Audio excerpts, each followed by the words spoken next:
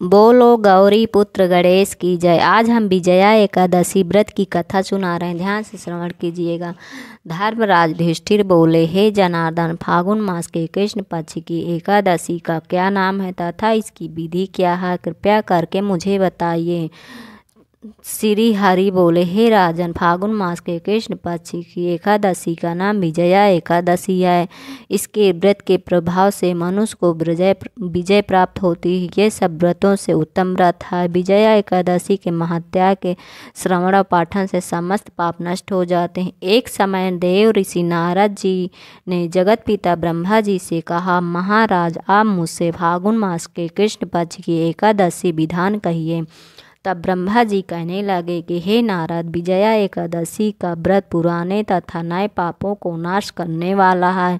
इस विजया एकादशी की विधि मैंने आज तक किसी से भी नहीं कही।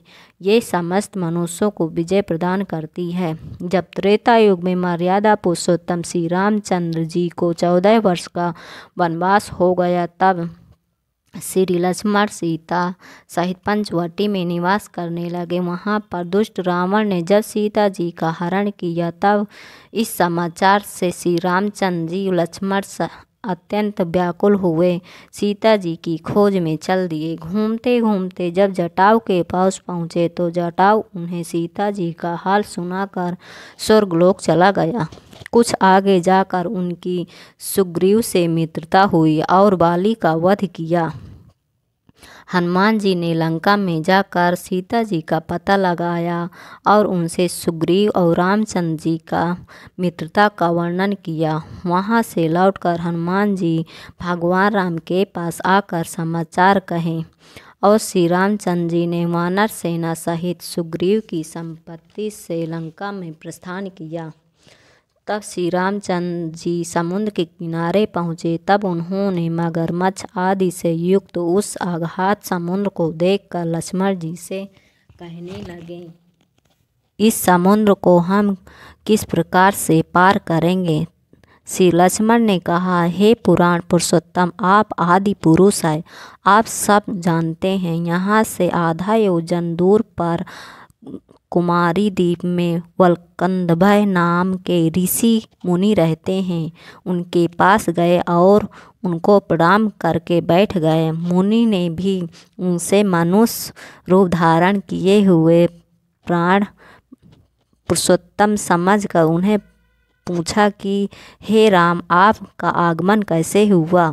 रामचंद्र जी ने कहने लगे कि हे ऋषि, मैं अपनी सेना सहित यहाँ आया हूँ और राक्षसों को वध करने के लिए लंका जा रहा हूँ। आप कृपा करके समुद्र पार करने का कोई उपाय बताइए। तब ऋषि के कारण मैं आपके पास आया हूँ।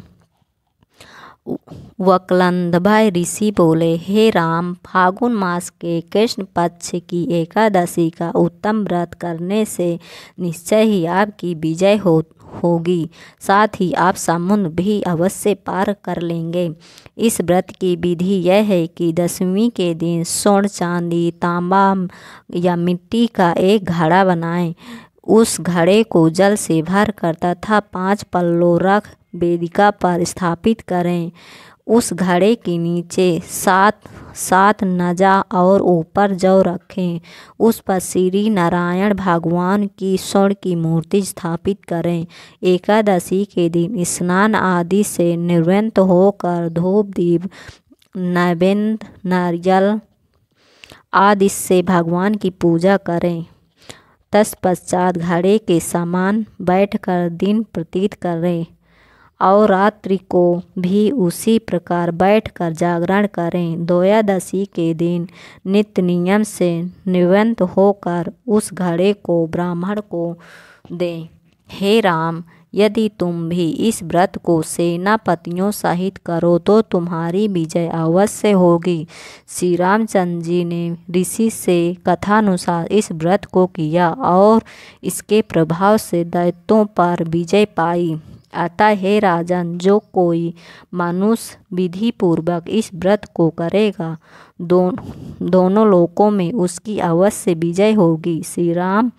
श्री ब्रह्मा जी ने नारद जी से कहा था कि हे पुत्र, जो कोई इस व्रत के महात्म्य को पढ़ता है या सुनता है उसको वाजपेय यज्ञ का फल प्राप्त होता है।